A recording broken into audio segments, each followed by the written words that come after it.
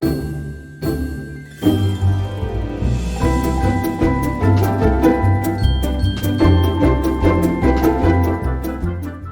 to the Ostrich Report. I am your co-host, Vinny O'Brien, dialing in as ever from the southwest of Ireland. Further south, below me, my good friend, Hendrik Laubscher. Hendrik, say hello to everyone. Vinny, good afternoon. How are you? I was saying pre show that I'm not sure whether you are being a scarecrow or I'm seeing some version of the Sesame Street on your shirt, but I'm really interested in today's conversation. Number one, number two, it's good to be recording again because there's a lot going on in our world. There is, yeah. The way I feel about this shirt, there's lyrics to a very famous song, and the lyrics go, "You can tell by the way I use my walk, I'm a woman's man." Well, you can tell by the way I wear my shirt, I'm a Temu guy.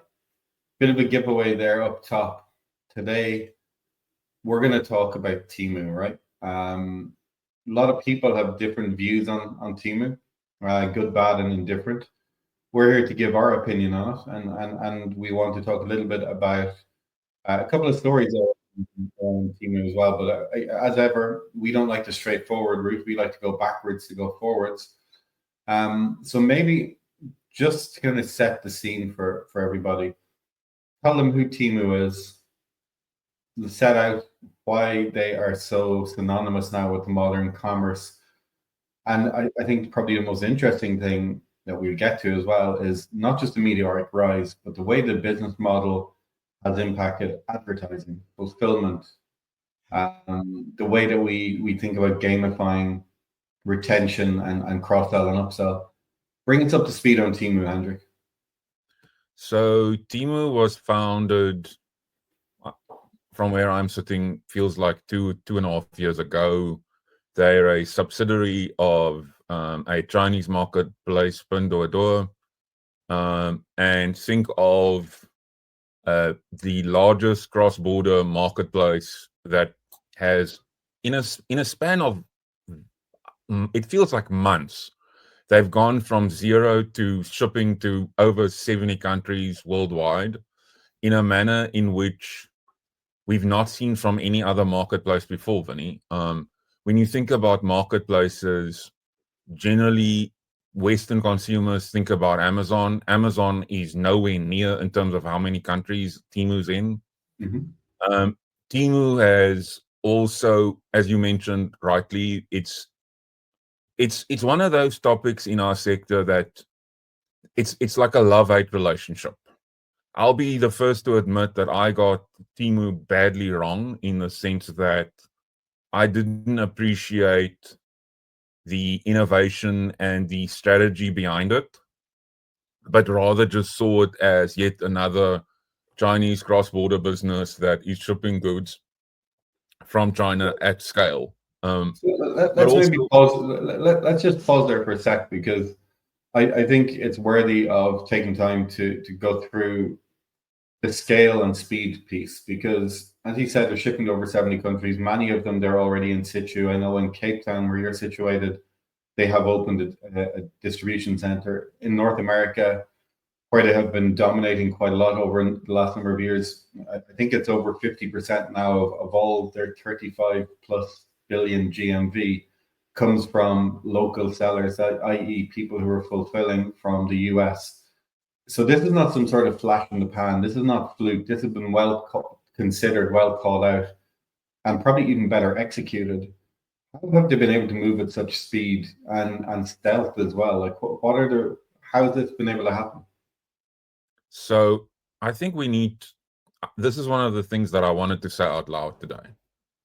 I think we in the West need to realize that Chinese marketplaces, they are like living organisms in the sense that they continuously move forward, they continuously change. I wouldn't say they're chameleons because, I don't want to get into that discussion, but these companies are able to morph forward and basically do things at a scale and speed that I've not seen in any other market. If you've been to China once or twice in your life, you understand that this business is very different than, and the country is different from any other business ever. So what Temu has done, as Temu has played to his core strengths. So they don't own their warehouses. That for me is a big deal. So if I talk about investors and people in our sector, what is the first thing I'm going to say? This is an asset light business in the sense that they don't own their infrastructure. They have partnered with third-party logistics providers in many countries, including South Africa, where you now have local sellers that are able to get goods into these warehouses and then ship them to local consumers. But this is not what they started with. Temu started as, let's move manufactured goods from China into the West by using de minimis. I know that's also a topic that people will frown upon, but I think we need to be honest. It's not Temu's fault, or any of these Chinese marketplaces' fault for that matter, that nobody in the West ever looked at their de minimis and thought that there was an opportunity to ship goods to consumers and pay less taxes on it. Yes, I know you're most probably going to throw something at the screen now and saying, but they've evaded taxes, they've been naughty and they've been bad. But for me, one of the biggest parallels that I draw is that, and this kind of gets lost. There's two things that gets lost for me in the conversation about Temu is, and you've said it to me privately in conversation, so maybe I'm not talking out of house, but I'm going to say it anyway. One, marketplaces are no saints. I need to say that out loud. There are pains and perils in every marketplace around the world, from the high and mighty Amazon all the way through to Takealot that operates in South Africa. That's number one. Number two, these businesses are able to do things that no one else is willing to do. Yet, especially people in the e-commerce sector, if you looked on LinkedIn, you looked on forums, you would swear that Temu is the only one to have done this. The other thing that I wanted to mention is that if you've been around as long as we've been both, and I'm not saying we are old, let me just say that out loud. I'm saying we are experienced. From 1994, when Amazon was founded, until 2017, that's 23 years, Amazon did not collect seller's tax. What am I trying to tell you? I'm trying to tell you that marketplaces look for opportunities in regulation or opportunities, and then it's on regulators to close the loop and say no. We're doing this Temu conversation at a time when the US has pretty much shut down de minimis. You are now going to see American consumers starting to buy goods and having to pay duties for the first time in their life.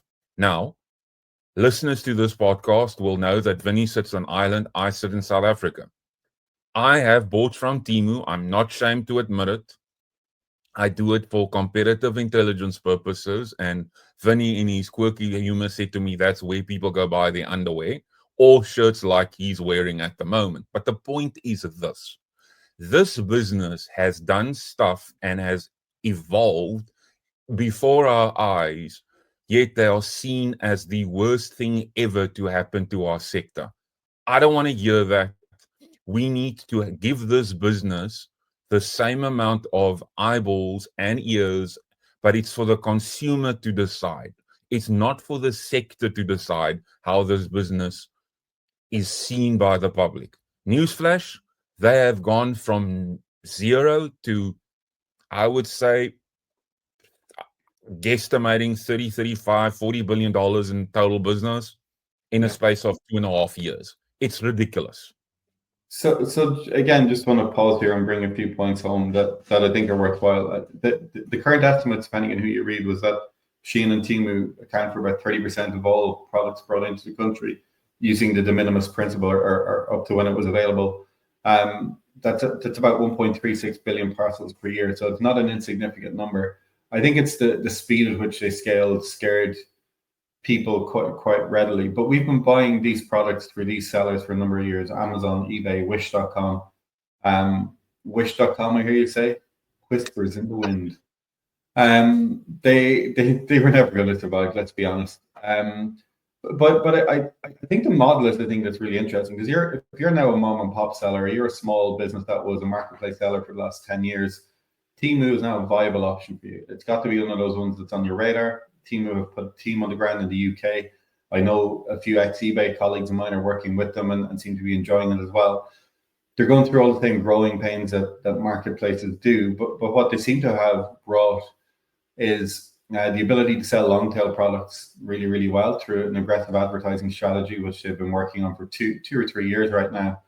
That was not just about market entry, that's about providing a leveler playing field for long tail sellers, which is something I thought was interesting. The other thing that they've now started bringing into the mix as well was high price and high value goods. So they're now increasing the portfolio of products that they had, which probably represents an opportunity beyond what Amazon has done. Amazon has struggled in fashion, struggled in high value goods as well. There's certain categories through which they've never done well. Then there is the product efficacy complaint, I guess, that holds up. Again, we have to go through ISO standards for many products. They have got to comply with certain standards to be able to be manufactured. Our view, and this is something we talked about, our view is formed of when we receive the parcel. A parcel coming in a plastic bag, not a brown box, is a new thing for us to get our heads around. Personally, yep. And I've bought from Temu quite a bit, and some for competitive purposes, some to put up this great art I have around my office, or wear this great shirt, or buy things that I feel I really need, and I am actually getting better value. So I'm a value shopper right now. The things have got more expensive. I will look to marketplaces when that happens to buy certain things, more so home supplies or garden stuff. So I think what they've done is infiltrated categories. But if you're a seller in those spots right now, you're paying less commission. There's less. But there's a much bigger topic here, that there's an elephant in the room that I think we also need to talk about, and it's something that for me kind of has gotten lost in this conversation as well, and that is that if you are in the West, so if you're in Europe, the US, South Africa, or all over the world, what have we done for 50 plus years? We've bought goods that has been made by China. That's nothing new. The thing that I did some research this afternoon in preparation for our call, our chat today, and 25 to 30% of global goods manufactured that is sold in the world comes from China. Yet, if you buy from Temu, Shein, insert whatever Chinese platform, suddenly you are doing a crime. For me, the truth is that what Temu has done is they have, one, provided value-based consumers that are looking for goods.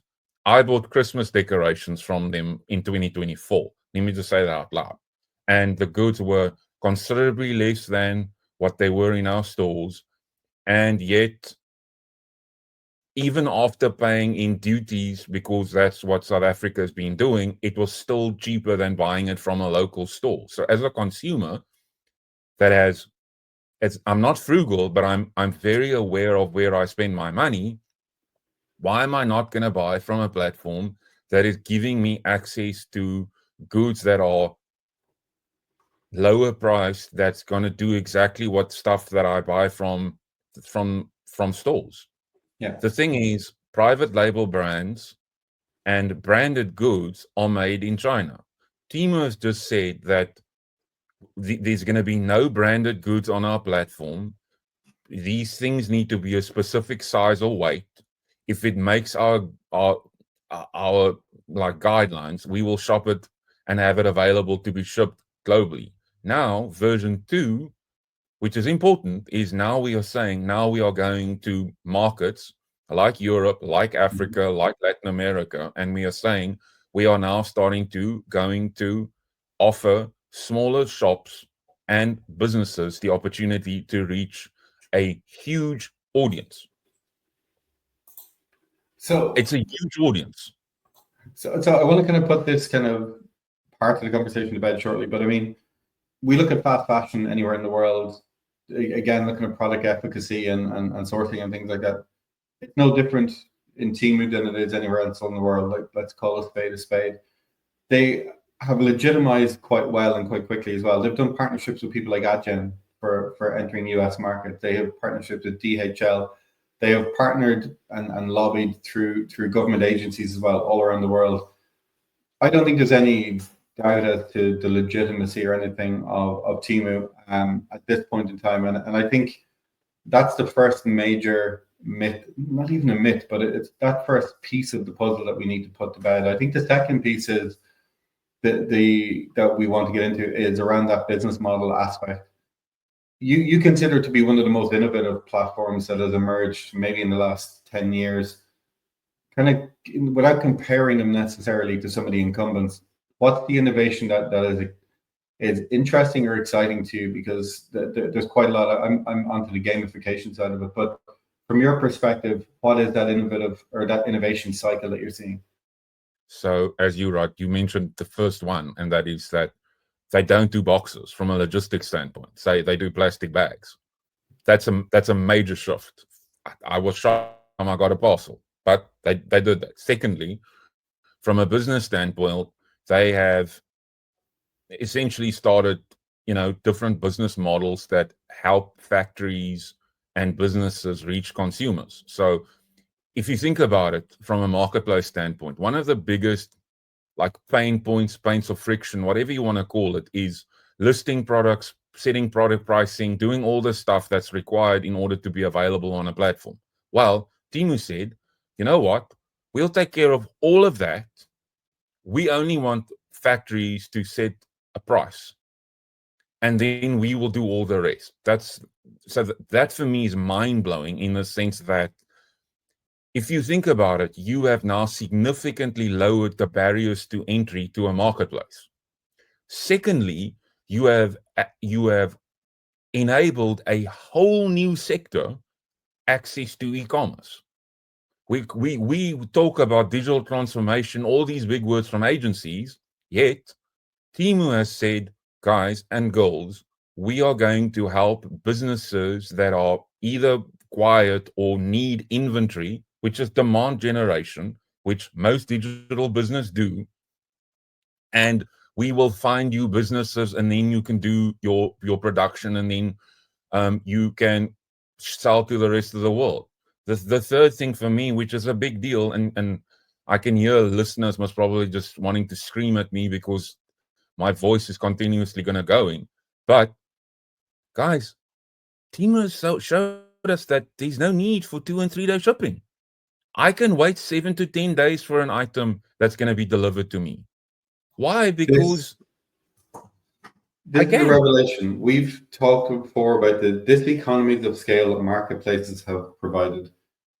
This is evidence that we are willing to wait longer for things that we want to get a value proposition based around price.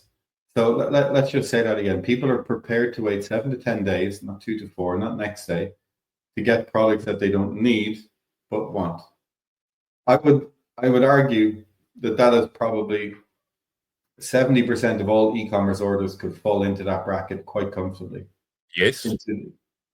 And yes, that's one of the major barriers to delivering profitability in e-commerce. The other thing that's an output of that, a direct output, is they are, and I'd have to provide more evidence to this, but anecdotally, they're providing shorter distances now between end product and end user, which is giving them an ability to have a shorter time frame, which is not their desire, but it means products are traveling less further as well. As you said, can I quickly tell you a quick story? Jump in.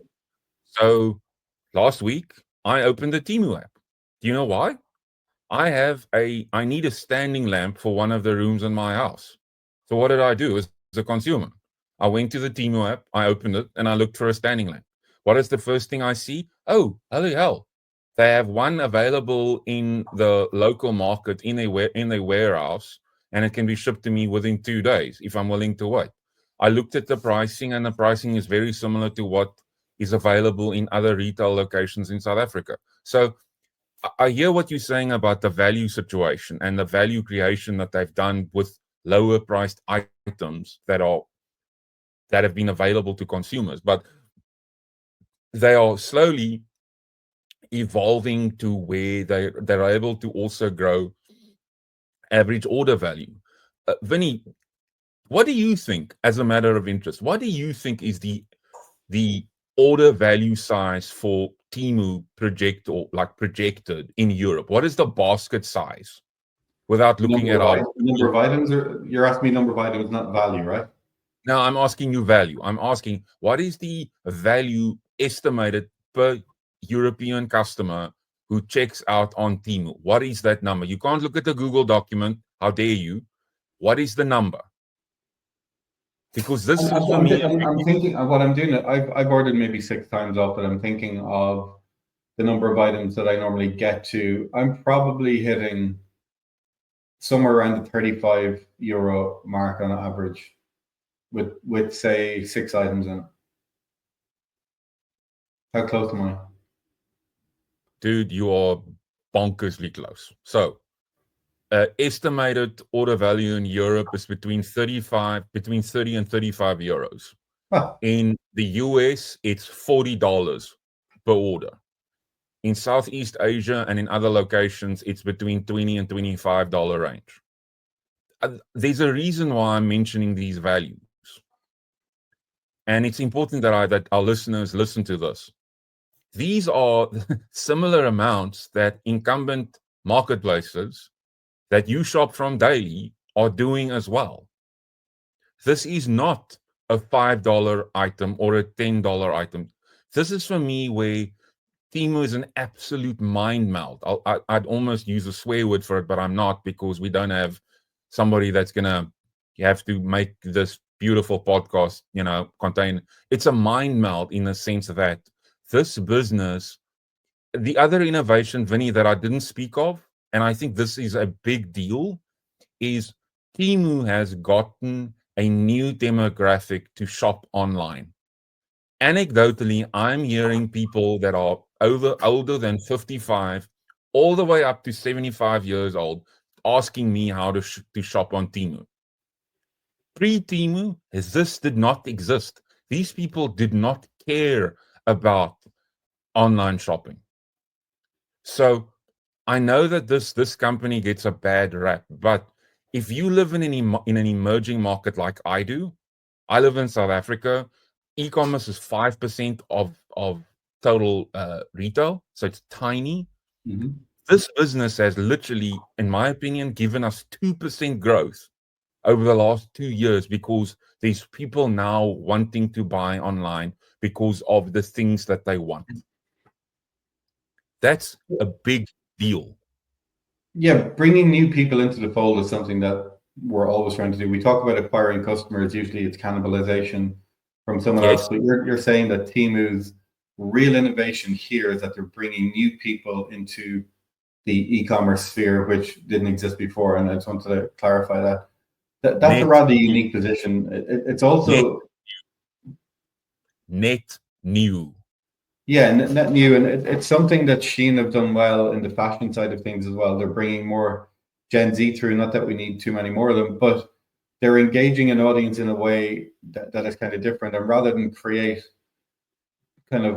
to create false demand for products through Google advertising and so on, they're using social media to spot trends and start delivering products in as well. Temu have actually come under scrutiny for the level of cross-selling and upselling that they do. And I know there's a case that was brought in Germany where they're challenging the level of gamification. It feels like all of the cases that are being brought against them, and there are many different types, are actually, when you think about it, they're trying to, I wouldn't say block the utopian view, but you think about any e-commerce manager around the world, they're being told now, do better cross-sell, do better upsell, merchandise better, know your customer, provide something new every time they get there, incentivize the retention. Temu do this to a level that I've never seen in my life before. It is quite frightening. Yes. Just how good they are, one, at executing, but they know all of the cues. Like this is a platform that is born out of really strong understanding of user experience and ultimately consumer behavior, because they are literally trying to take money out of my wallet every time I open the app, and usually they succeed. But, and here's where, and this is for me another point of innovation, is what you just experienced is you open the app and then you have a virtual product that has come from an Instagram ad or a TikTok ad or insert whatever social media you're getting, and then you think about, wait, what? How do they do that? And then what is the next thing that happened? They do the gamification thing where you have a spinning wheel, or you have an envelope that suddenly, got a sunshine on alongside it. This is stuff that we've never ever seen in the West. But if you've been to China, this is the norm in Chinese commerce, where understanding the consumer is really important. Yet we in the West think of e-commerce as transactional, i.e., I want to go in, go out, and it's being done. I can tell you, if my phone needs to have a data that's shared to some third party and tell how many times and how much time I spend browsing Temu, Vinny, I'm scared of that number. Why? Because this is a different version of commerce. This isn't marketplace commerce like what we've been brought up on, in the sense that you go there, you create a search, the search generates a result, you put the item in your cart and you check out. No, sorry. You can do that, but Temu is in its most spectacular for me when you are browsing a social media feed. I do Instagram. Yes, I'm sad. And then you go from that post and you go to the Temu app, and suddenly you see 5 to 10 products where, one, these are things that have already been on my cart, and suddenly there's games and there's discounts and there's all kinds of things available. So to come back to your point about the breaking of utopia, this is totally new behavior. And this has gotten completely lost because most people in our sector sees Temu as the big bad wolf. It's not. To your point about merchandising, cross-selling, advertising, in my business, I tell my clients that, what do you do when Temu sells something adjacent to your product on their platform? What do you do? Sunday, Monday, happy days. Tuesday, Wednesday, happy days. Thursday, Friday, happy days. The weekend comes, my cycle hums, ready to race to you. These days are on. And go to the platform back in a couple of times a day, stuck to recommended items, and you realize, I didn't even do that. Black gray sky, because I needed nothing can hold me when I hold you. So right, it can't be wrong. Rocking and rolling all the other week innovation long. that I think that is lost in the conversation. They have created a platform where groups have to be a specific size. Sunday, Monday, happy days. Tuesday, Wednesday, happy days. Thursday, Friday, happy days. Saturday, what a day. In every Moving all week with you. No.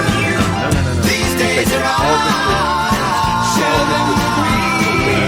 This is what they want, because they have the ability. These happy days are yours and mine. These happy days are yours and mine. Happy days. Digital marketing.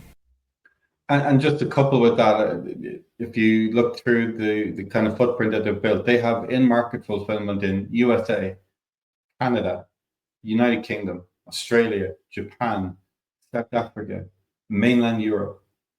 They're not here to mess around, and this is the thing. They're creating demand on one side, they're able to fulfill against it on the other.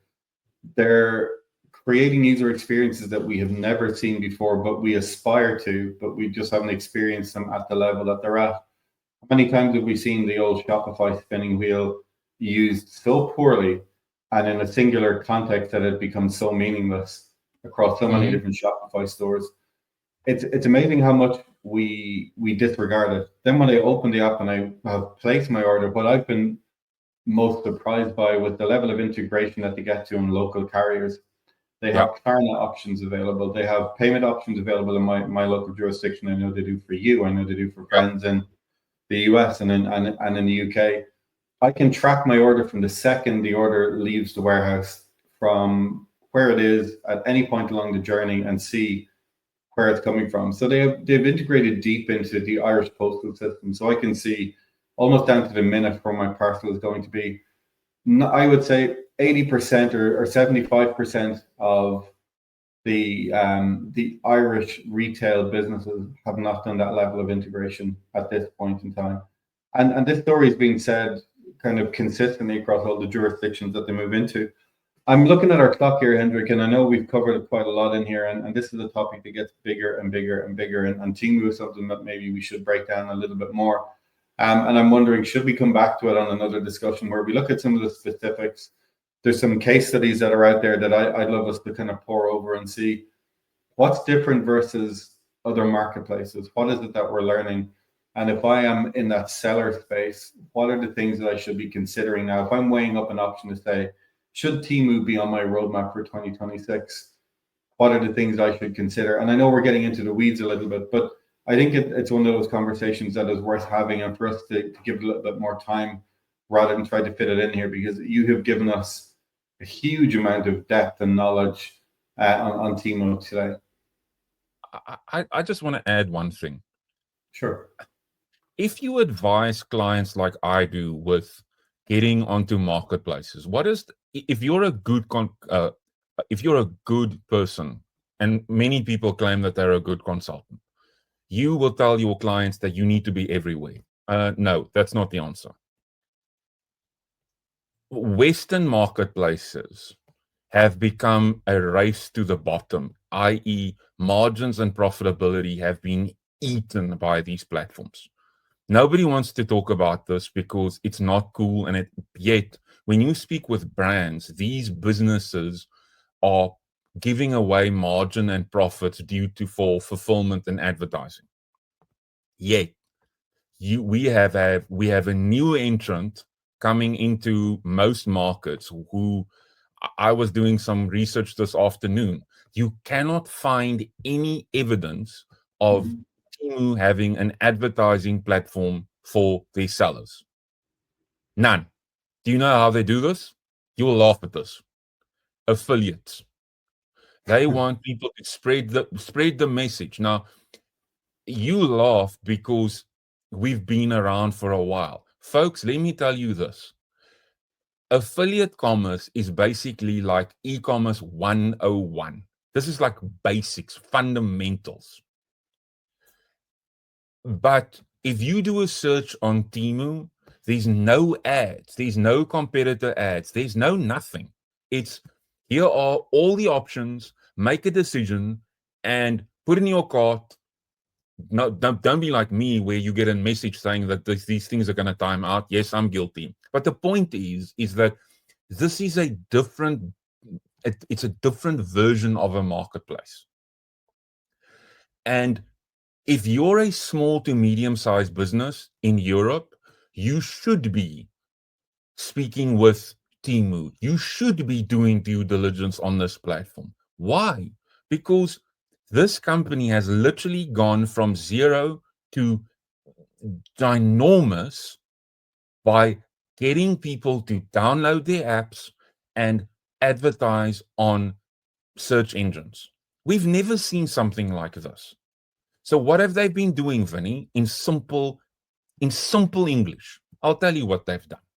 They have brought eyeballs from outside the ecosystem into the ecosystem.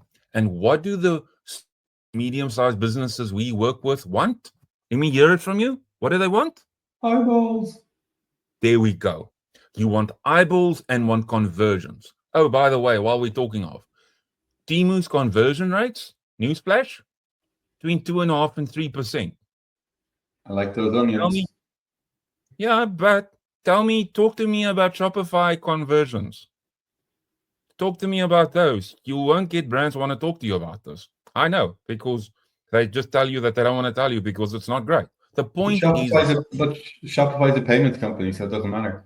yeah, but my point is, Vinny, in closing, this business has gone from not existing outside China to being a competitor like there's no other. I'll go a step further, and as I said, I misjudge this company.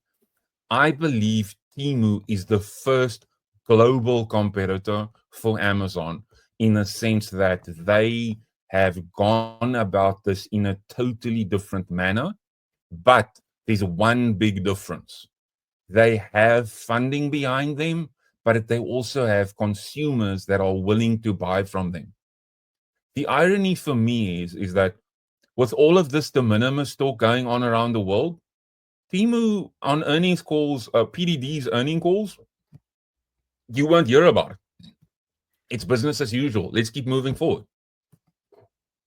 So on that note, I think we've established that Temu is the ostrich with the golden egg, not just another flightless bird. Hendrik, that was masterful. Thank you so much. Thank you to everyone for listening to us as well. You have been enjoying, we hope, the Ostrich Report. Until our next visit, Hendrik, you stay safe, and hope those tree fellers get the job done for you. If they did, you just, I might need to call you and just tell you that you might need to ask me what my browser time is for Temu, because I might likely be going back to the app right after this, because I just realized something that I needed on the call. So that's it. Here we go. That is called being top of mind. That is brand 101. Folks, thanks for watching the Ostrich Report, listening to us, joining us along the way, and we're going to be covering more on Temu in the coming weeks and months ahead, including I'm going to invite Mike Ryan along, who's one of the Temu protagonists. Mike, we're coming to get you. Have a great weekend and enjoy the Ostrich Report.